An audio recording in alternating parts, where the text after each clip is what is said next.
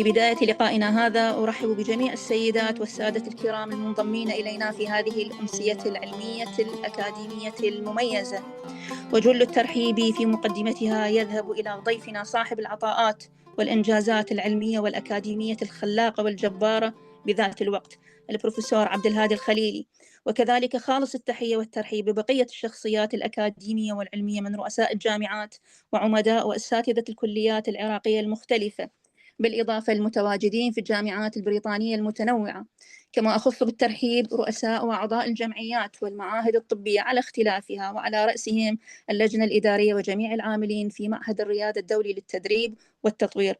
هذا بالإضافة إلى جميع الزملاء والزميلات من الأعضاء العاملين في فريق جمعية الشباب الأكاديمي العراقي من اللجان المختلفة والمتمثلة بالاستشارية والإدارية التنفيذية والتحضيرية. وبالتأكيد نحن سعداء لنكون فيما بين جيل النخبة حقيقة من الرواد، وكذلك المبدعين من الجيل الشبابي، سواء من الأكاديميين والأطباء والصيادلة والممرضين العاملين في المستشفيات العراقية والبريطانية على حد السواء. فأهلا ومرحبا بكم جميعا معنا في هذه الأمسية. ضيفنا اليوم يحق لنا جميعا أن نفخر به كقامة أكاديمية وعلمية شامخة ذات عطاءات مميزة وأخلاقيات نبيلة وسامية، شخصية لم يعرف اليأس والمستحيل يوما طريقا إليها، إذ آمنت بأن النجاح يتطلب 5 مراحل متعاقبة، حيث الإيمان، الرغبة، القدرة، الظروف المناسبة، وإدامة الزخم.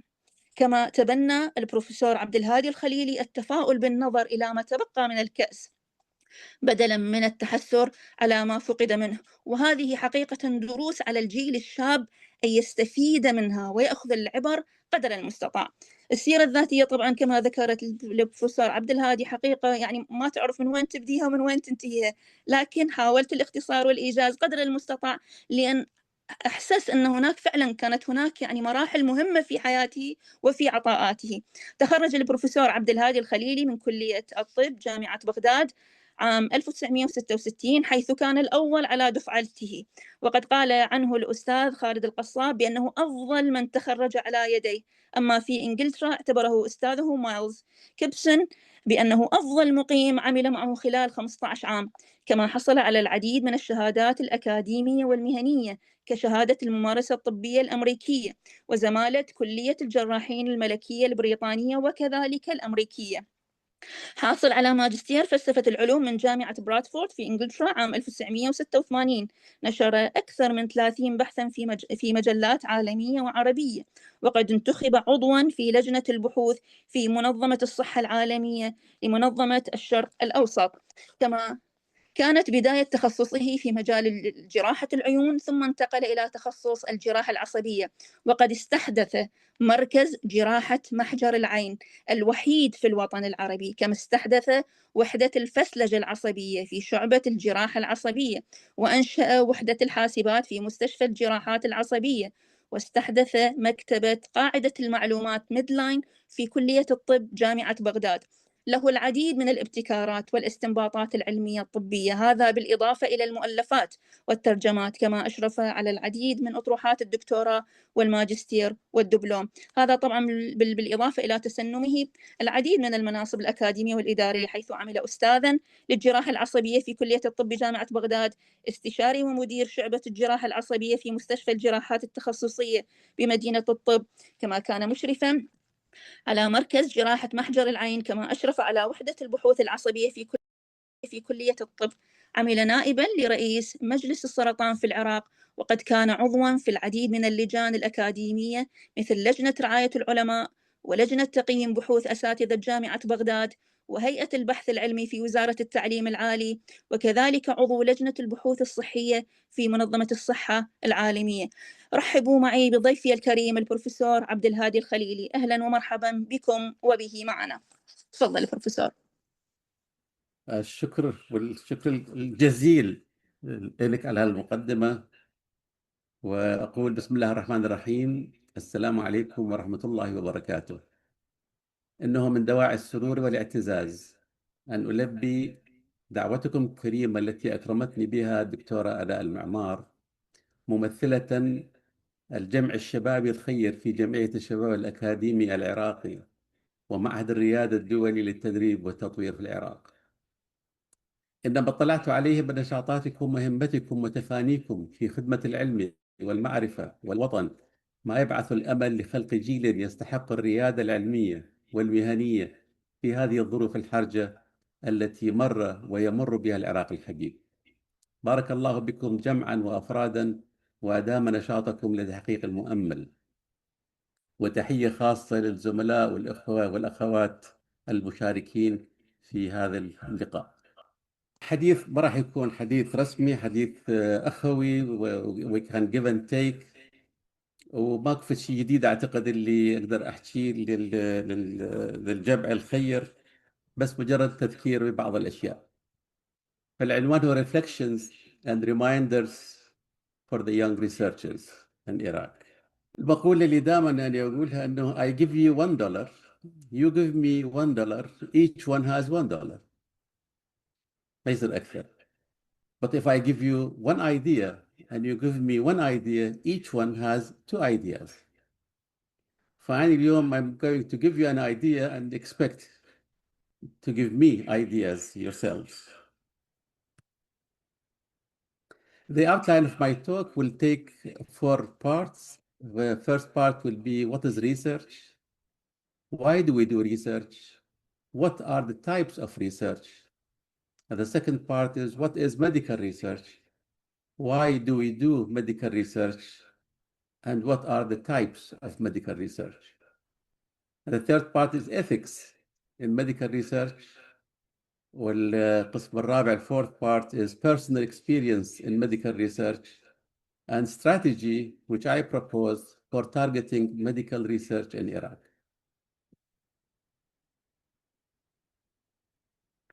Now, if we go to what's research, it's a systematic and methodical process of inquiry aimed at discovering, interpreting, revising knowledge, والهدف من عندها aimed at to answer questions, solve problems, and develop new understanding from what we have now.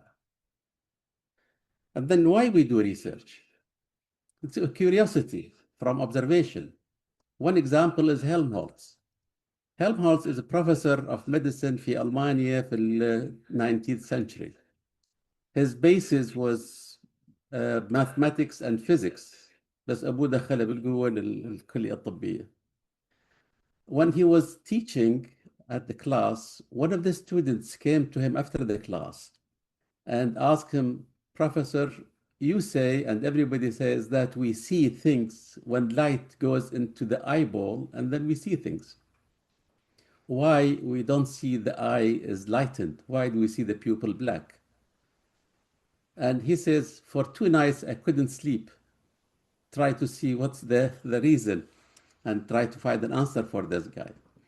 So he discovered that the shadows of the things in front of us will be reflected on the eye, and then the pupil will be black. So he improvised a system where he puts the candle beside the head of the person he wants to examine, and then he sits in front of him with a mirror and hole inside the mirror, and he will look through that light, and the mirror will reflect the light into the eye, and then he will see, and he with lenses, he saw the retina and he saw the arteries of the retina, and he shouted, I am the first man in the human history to see a living arteries of the body. Same thing applies to James Watt and Newton, and then it was curiosity and from observation. The second one solves specific problems. Problem at the تصحر, desertification. Desertification, يعني you want to see exactly why and how you can solve this problem and what is the reason and what's the magnitude of this problem. The third one is to understand the world more. Like you study anthropology, you study other oceanology or things to understand more about what's going on now, what we have in the world. The fourth one, to innovate and advance artificial intelligence and other related things in the new era, we'd like to advance our knowledge and our experience and our productivity and helping humans by these new advancements to make informed decisions like genetic engineering and the famous things CRISPR. You know that CRISPR that واللي حصلت عليه Jennifer في California. She got her Nobel Prize for her discovery where she can deal with all the genetic deformities by cutting and replacing part of their genetic DNA.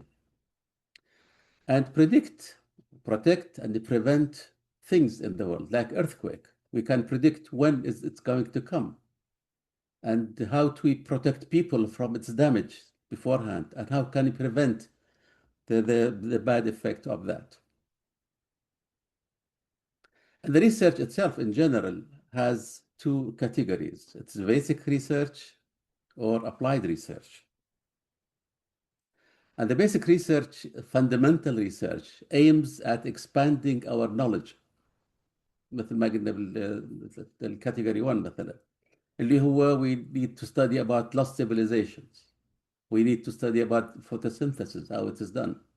مثلا the sunflower, what is the motor which makes it move with the sun? How mechanically it works? We call it chemicals. What is the cognitive function of the brain? How we think, what's our emotions? Or the Big Bang Theory, what is the Big Bang, how it started, the basic knowledge of this, which is a basic research. Or it is applied research. And applied research solves problems and improves outcomes. We use the basic research to apply for solving the problems, like, for instance, developing vaccines or planning for better education policy or new product or how to stop crime. So all these applied, but based on the knowledge we get from the basic research. Now, if we move to the medical research, what is medical research? It is a systematic and scientific investigation of health, disease, and health systems.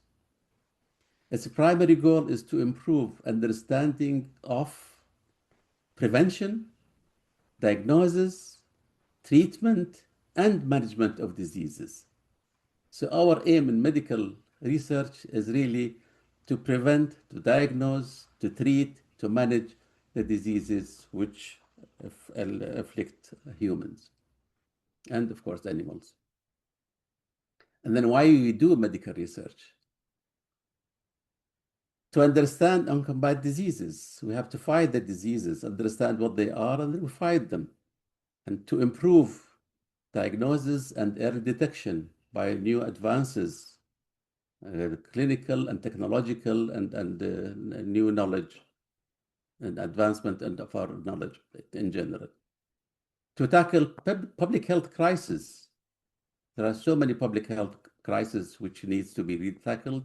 To enhance quality and accessibility of care of human beings, of people, the old people, the disabled, the malnourished, and to develop life-saving treatments, like what we have for AIDS, for instance, or for cancer, or for diabetes. If we go in details about these topics, to understand and combat diseases, discovering the cause of disease, and that's what's really the big one of the big aims we have. And we can discover risk factors causing the disease, like smoking and cancer of the lung. And nowadays, of course, with this civilization which we have, the current time, we think of the microplastic, what damage it is doing now to the human being in the way of so many diseases, or the pollution in general, these preservatives used in the food, what they do. So if we study the risk factors, we can possibly minimize the diseases caused by these factors. Or to improve diagnosis and early detection, which is one of the key points to get the patient away from major disasters from the disease if we detect the disease early. An example here, the pap smear and then mammography. Or to tackle public health crises like smoking ban, or ensure that the water is clean. من صارت القضية في ديترويت البوليوشن مال النهر اللي صار وصار الضجة اللي عليه. It was something important to look into and to find why and then how to treat it.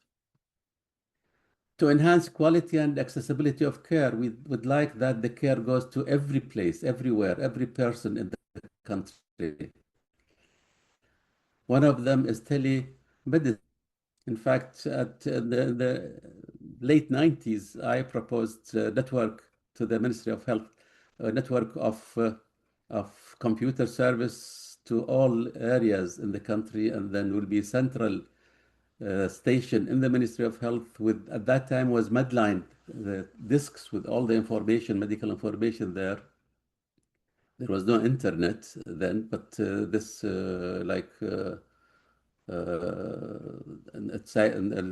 what you call it, network, the national network of this. And then in fact I supervised دكتورة ميسون اللي كانت بالماجستير مال التقويم المصري، الدكتورة اللي هي مديرة مكتبة جامعة بغداد في ذلك الوقت، على networking of computer to the rural areas and all areas of the country. Or you can مثلا enhance quality of reducing maternal mortality. To develop life-saving treatments, we have really to work very hard to make sure that we can find medications or treatment to a lot or all the ailments we have. And examples like insulin, like organ transplantation, pacemakers, and all these will help in saving the life of patients. And now, what are the types of medical research? So we know the aim now, and we need to know about the types. The types are clinical research, laboratory research, meta-research, and healthcare research. In fact, in the year 2000, I think, in the summer holiday, I gathered about 50 of bright students from the second year to the sixth year. And then we tried to call them the جمعية أو لجنة بحوث الشباب الطبية في ذلك الوقت، وكان يرأسهم دكتور ياسر حميد الموسوي السايكايترست في كارديف. You may know him. He's a very bright guy. He was the top graduate in his year. And we divided the students into 4 groups, almost like this group. And then when you come to clinical research, it is testing a new, for instance, COVID vaccine efficacy. Now there is a trend, and the whole COVID vaccine is dangerous, can produce problems, especially for children. So we can study that in our clinical research, or tackling or tracking the side effects of cholesterol lowering drugs. there نستعمل احنا اشكال انواع lowering drugs مثلا, and it causes قسم من the destruction of the muscles, so some other side effects. So we'd like to, in our research or clinical research, we follow this. And the lab research is mechanisms of chemotherapy drugs destroy cancer cells, and all done in the lab, or using the stem cells in spinal cord injury,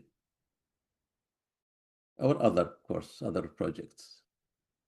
Yani I've seen here in the US, the group of researchers in the NIH, the National Institute of Health, they simulate the brain function on the table. They have all the network there, and they try to find out some solutions to problems. Very, very advanced research.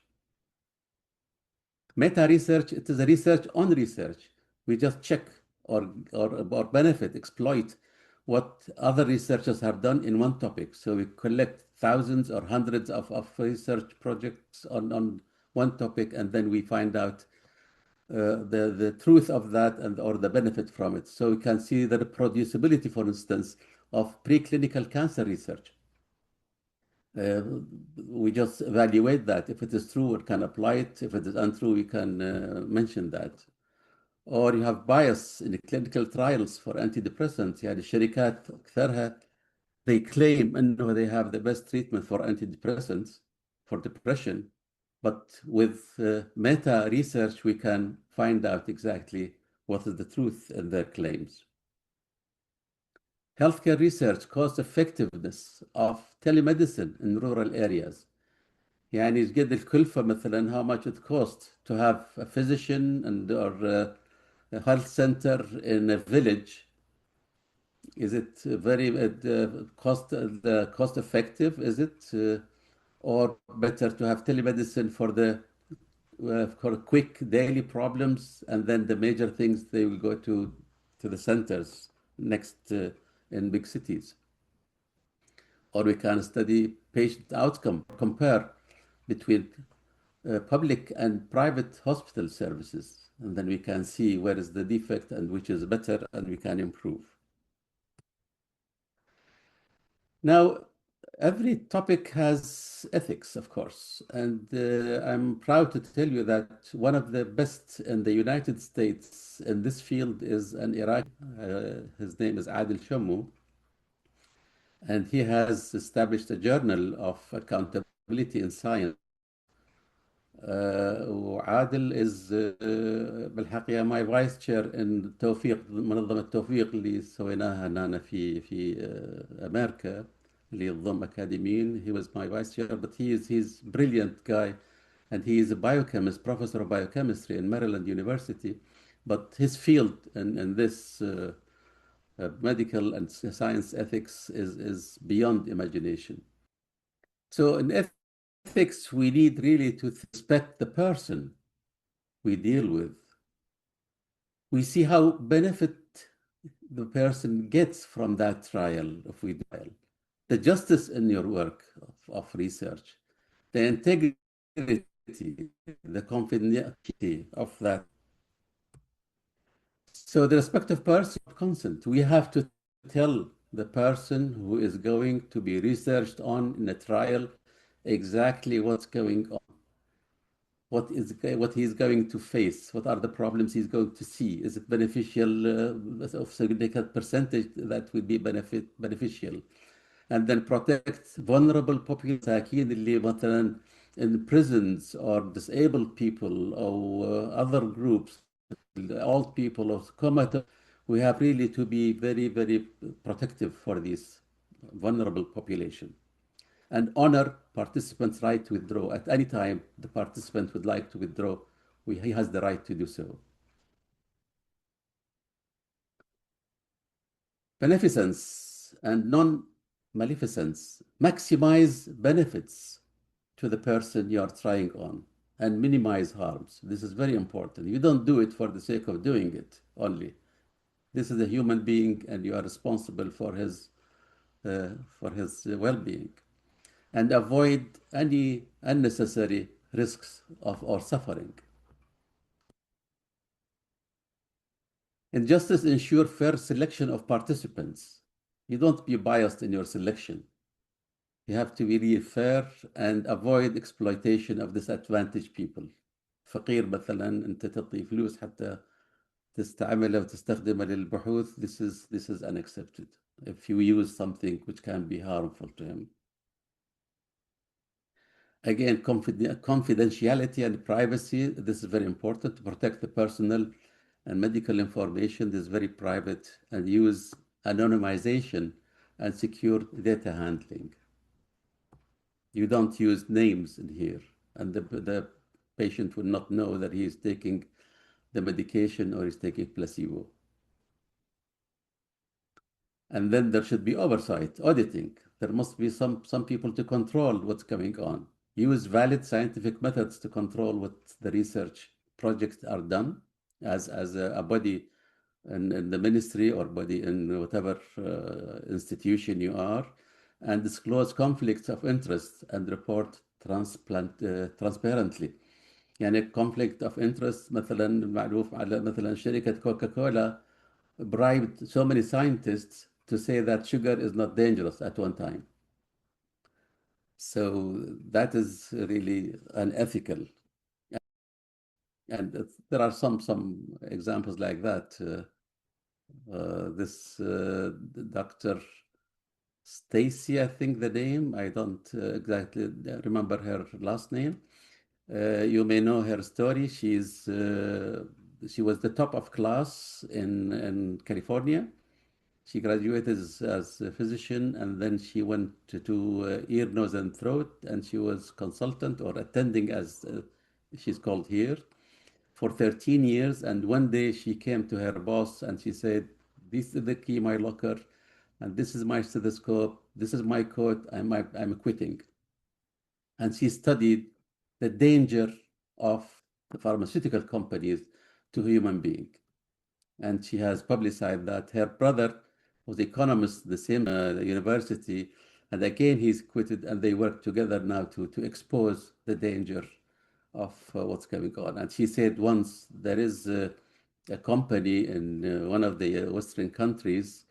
They do antiseptic for weeds, and that antiseptic will go to the fruits and vegetables and then cause lymphoma. And there is a company in another Western country which produces treatment for lymphoma. So that company which produces the drug bought this company which produces the antiseptic. So that chemical will continue to be used, the disease will be there, and they can promote their drug. That one of her video clips she had. In fact, she had a very important interview with Tucker Carlson. You can follow that if you like. And the disclosed conflicts of interest and report, as I said, this is here is a good example of interest and transparently. Now, I'm sure I gave you something which most of you know what it is. It is just tabulated in a way. Now, what personally I have done in the past with, of course, with the time of sanction, the time of the war, the time of we have really very, very difficult things to get and very minimal resources, and people think of different things. Not many people think of basic research. I remember once in the medical school, I asked my English professor, Professor Haynes, in my second year, I asked him after the class finished, I said, "Sir, why do we get this sound when we click our joint in the hands, fingers of the hand?" And he smiled and took me again to the room. And he was very happy because he said, "I did a lot of research on this and discovered that it is because when you stretch your joint, the space will be larger, and then the nitrogen fluid there will change into air bubble, and that will produce the sound, and you have to wait for a minute or so for it to dissolve, and then you can reproduce that. So that's an observation. And then bilharziasis. When I was in the army, there was no battlefield at that time, but I discovered that many of the soldiers, they have bilharziasis. I got one centrifuge, hand centrifuge from Allah يرحمه عبد السلام محمد, أستاذ الباثولوجي, أستاذ بدون لقب بالطبع بس هو أستاذ الأساتذة. And then, في مناطق من العراق, some of the places of Iraq, they have 70% of the children, they have bilharziasis. And they think that when the child urinates blood, that means he is becoming an adult. That concept they have. So I used to give the soldier 1 liter of water and ask him to run, maybe for half a kilometer or so, and then come back to take a sample of his urine, centrifuge, and get the miracidium here and here, and they put a drop of water on the side to go inside. By the effect of the osmosis, this will expand and rupture, and then you can see it swimming. So the officers will come and see that. Third, cranial nerve regeneration. This is a very important topic, I think. From my background in ophthalmology, I discovered that people who have third cranial nerve damage will have funny regeneration. And third cranial nerve is one of 3 nerves which control the movement of the eyeball. The other two nerves, each one moves one muscle, but the third nerve moves 4 more muscles. So it moves in many directions. So what I found that this is the normal movement. When I found that the patient, when they have regeneration, excuse me, they have, this is the patient moving, attempting to move the eye up, the other eye will goes down and out. This is funny. So I spoke to my good friend and the best researcher at that time, Dr. Mahmoud Hayawi, and we established a project of studying this phenomena. And with the help of المرحومة ميسون خورشيد زوجة الله يرحمه أخونا الدكتور بسام برزنشي, we were a team together. And I used to operate on the rabbit. And then the rabbit is a very bad animal for anesthesia, because if you give a lot of anesthesia, the rabbit will die. And if you give less, the rabbit will jump. So that will be difficult. The range of anesthesia is very narrow. And we did the surgery, and we lost many rabbits because there is a big cavernous sinus vein in the tip of the orbit. If you rupture it, the blood loss will be massive and the rabbit will die. In any case, we got about 12 or 14 rabbits survived. And after 1 year of follow-up, we are pleased that we saw some changes, some improved changes. And then at the end of the year, we were expecting to send the sample to a professor from Germany, who I spoke with when I was in Germany, about studying the histopathology of the nerve. And the project, by the way, was approved by one of the neurologists in UK. I spoke to him at that time. But at the end of the year, the animal house attendant, which we used to have in the medical school, told us that he spread the rabbits to other researchers, and we lost all our rabbits, and we lost our project, unfortunately. So my response was just, I smiled, and then we went to the Phoenix, and we did more courageous work on spinal cord grafting. And Mahmoud and I, we did that, and then we did that on a mice. And then the result was really fantastic, and it was published in one of the best journals in the world, or spine. So, and then it was something at that time. So that's a lesson, that if you are really despaired or inhibited by something, you have to keep on. Don't stay sad and then leave things. In orbital hydatid cyst is a disease of Iraq and other countries like Iraq. It comes from sheep and dogs, of course, and then lands sometimes in the orbit itself. It lands in any organ in the body, in fact, except the tooth. Anywhere in the body it can land. But in the orbit, I have the interest in the orbit, as Dr. Ala mentioned. So we found that in the CT scan, the orbit itself shows that the hydatid like dense like tumor. So that was really not very good for the patient. And I'll tell you how and why later. And then if you take the hydatid of the brain or the liver, it's fluid. The hydatid cyst, only it has fluid. It's a sac and the fluid, nothing more than that. So why this orbital hydatid shows itself like a tumor, a dense lesion? For that, I went to Amu Baba, Allah yarhamah, at that time. And I asked him to get the old football, which has the tube inside, the rubber ball inside, and the leather outside, aiming that taking this and do CT scan for it, for the ball, and then by just do CT scan as is, and then inject a lot of water inside so the pressure will be very high, and then it will not rupture because the leather will protect it, and then do the CT scan and find out. But unfortunately, we could not find at that time any ball like that, football. So what I went to do is do this.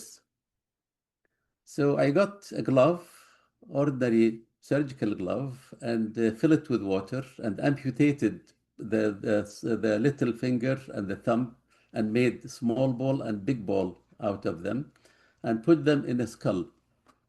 And then made a CT scan for them, making sure that both are showing the orbital sac and the skull cavity sac, and then discover that it is 5 times denser in the orbit than in the skull.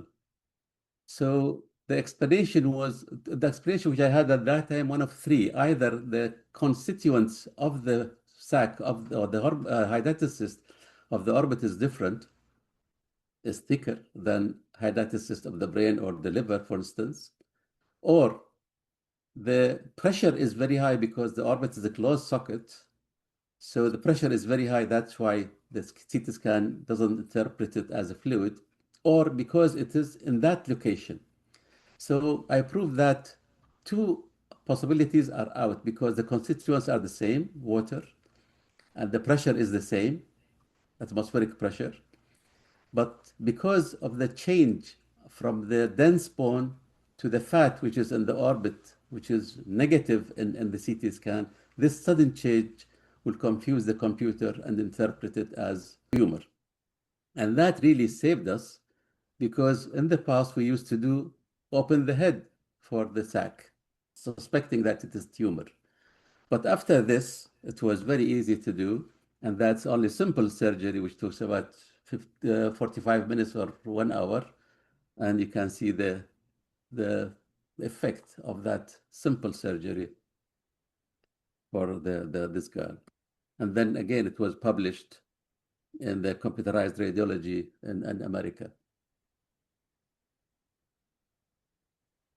Body hydatid cyst is another problem in Iraq, of course, affecting, as I said, every part of the body except the tooth.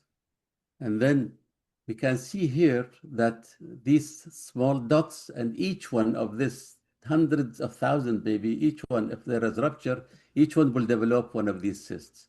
So it's so dangerous, and you have to be very careful as a surgeon in the brain or in the body not to rupture the cyst. So for that, I was thinking of this plastic gun for children, where they throw this and it sticks to the wall. So I thought I improvised something which will be like that, which will stick to the hydatid cyst and pass a needle there in the catheter to suck all the water out. It's still stuck to the wall. You can take it out easily without any contamination. And I had a prototype done في مجلس البحث العلمي، الله يرحمه أو يذكره بالخير، شاب بديع من الموصل اسمه موفق، كان مسؤول عن المختبر الزجاجي، سوى لي إياها من زجاج. It was very difficult because it's 3 tubes, one inside the other. And then بعدين في التصنيع العسكري صديق عندي هناك مهندس سوى لي من كروم، فشي بديع. But unfortunately, it was lost in the mess of what was going on at that time. It was to be published in Germany at that time. Now, biofeedback in resistant epilepsy, that's another project. There was a professor at McMaster University called Professor Upton of neurology, and he improvised the way of feedback treatment for epilepsy. And the idea is this focus of epilepsy, and then expand gradually surrounding the area, and the area will expand. And then you will have, instead of having normal recording of the brain activity, brain electricity, you have this mess in difficult cases of epilepsy. and he wanted to do the feedback, and we did, in fact, we started, يمكن Dr. Tahsin, you may remember or not, we started in 1978, a department or section at the Ministry of the University of Technology of Medical Engineering. And we bought then EEG machine, and then we started this project of analyzing the major components of the EEG into 4 parts. And then Zamen, my brother, who was chief of researchers on the other side of the engineering. And then this one, alpha wave, will make the person very quiet. They modified or translated this into sound. So the person will hear the sound of his brain. And there was a master student there who did the project, and in fact now he is one of the leading engineers in the United Arab Emirates. He is dean of one of the engineering schools there, Dr. Wathiq. So my idea was, if this is the case, why don't we get a portable earthing for this spot to prevent the spread of electricity to the side or surface of the brain?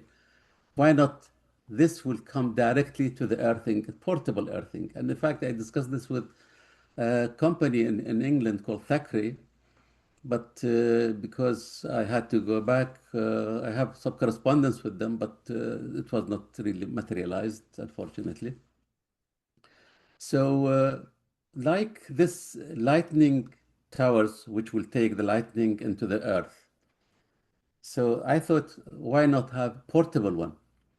And I got دكتور غسان تحسين, chief engineer, electrical engineer المجلس البحث العلمي في مركز البحوث الإلكترونية بمساعدة الله يرحمه دكتور منذر التكريتي. And he established for me a group of 3 engineers and headed by Dr. Hassan. And then we worked for 2.5 years in the مجلس البحث العلمي to see if we can predict when the attack will come. And by that work, it was two papers were published, and we read them in places. But again, our ability and machineries which we have, the time of Hisar was very, very much limited. But at least Dr. Francis Balsil, she got a master's degree from that project. I think my last one is setting sunshine. So children with hydrocephalus, with the expanded spaces of the brain with water, with CSF, with cerebrospinal fluid, they have one of the signs, their eyeballs will go down.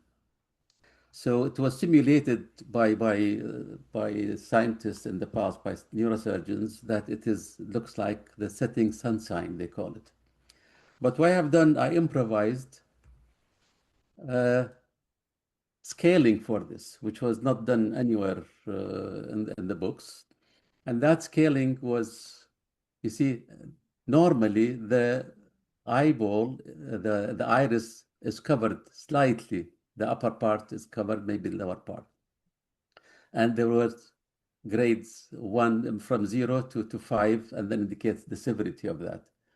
And in fact, I presented this in a Zoom meeting of American neurosurgeons and Iraqi neurosurgeons, but now it is published as an editorial in this journal. The last thing I have, the proposed strategy for targeted medical research. I proposed this ages ago, and then I had so many meetings with the Minister of Health, Minister of Higher Education, and with the University of Baghdad. Too much valuable medical research and too many postgraduate theses are done in our country without being utilized. They go on the shelves and fill with dust, and nobody cares about them. Surely the researcher who has done that for for promotion, academic promotion, they got that. But then we are not using that effort. So their insight must be applied to improve lives and serve society. Not only doing that, we can achieve the academic promotion, of course, important, but in the same time, we can have double barrel effect to help the society with their research. So these strategies should be goal-oriented and time-bound, align with national priorities and development plans of the country, of the government, and ensure coordination between the ministries of higher education and health and maybe other related, like before you had the Ministry of Science Technology. So the categories which I propose to be done, to be looked into by the Ministry of Higher Education, Ministry of Health, and maybe other institutions, the categories are 4 categories. 1, the major national health challenges, which come to top 10 causes of mortality, heart attacks, car accidents, and others, of course. We need to know what is the problem, the magnitude of the problem, and how can we deal with that, how can we improve the outcome. The top 10 most prevalent diseases like diabetes and obesity, and these are killing diseases, and we need to know more about them. And then acute public health problems, concerns like pollution, malnutrition, and others. And endemic diseases like tuberculosis or hydatid disease or other diseases. And the second one is the supporting sciences. We cannot work as physicians on our own. We are useless on our own for progress of our medicine. We need other specialties. اللي أنا نسميه تزاوج العلوم. Without تزاوج العلوم you cannot progress at all. And that includes not only science, includes الآداب والتاريخ واللغة, كلها تزاوج, and then you can be really a good leader, a good scientist, a good researcher. So supporting sciences like electronics, you need monitoring devices, study that in details. You need electrical engineering like neurophysiology, like electroencephalogram or electromyography or something. Mechanical engineering like prosthetics and others, and physics, imaging systems, chemistry, medicine, and I should have put Dr. Tahsin there. The AI as well is included, of course. So we have supporting sciences which will help in well-being and progress of medicine and society. The third one is aligned with global research trends. We cannot be away from the science in the world, although we cannot really compete with them, but at least we can go in that line, like in molecular biology or advanced robotics or advanced genetics or something like that, or again, AI. And the fourth one, we have to leave independent research freedom for people اللي هم postgraduate study, and the supervisor and the student, they can choose whatever they like, provided we really know what they are doing. Or individual research, and the researcher who wants to do something of his own to answer a question in his mind, we have to give him the freedom of doing that. And we have to give freedom and utilize and exploit all the research in the other institutions. But we need, of course, a body to supervise this properly. And this was detailed in my proposal. I don't want to go into details. Examples of research tree, like one of these problems, how we study them. Take hydatid disease. You can have master's, PhD degrees in so many topics in here.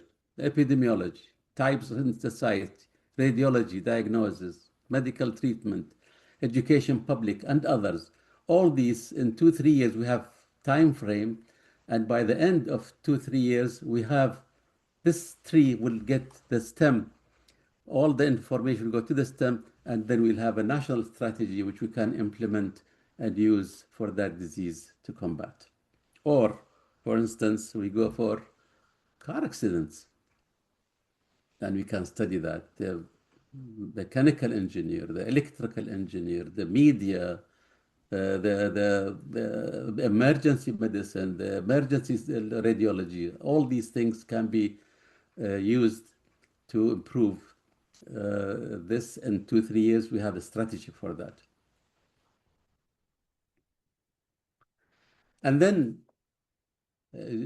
Jonas Salk, اللي سوى البوليوميلايتس vaccine, he says hope lies in dreams, in imagination, and in the courage of those who dare to make dreams into reality. قبل ما أخلص, before I finish, do you know this? Anybody knows what this creature is? والله No? دكتور, I will say alien, but I don't think he's an alien. You are right, it's not an alien. It is you and me and everybody here listening. This is the representation of us in our brain. So you can see the value of the thumb compared to other fingers in the way of so many brain cells representing that, and how much is the face, and how little is the whole leg and the whole arm except the hand. So this is us represented on our brains.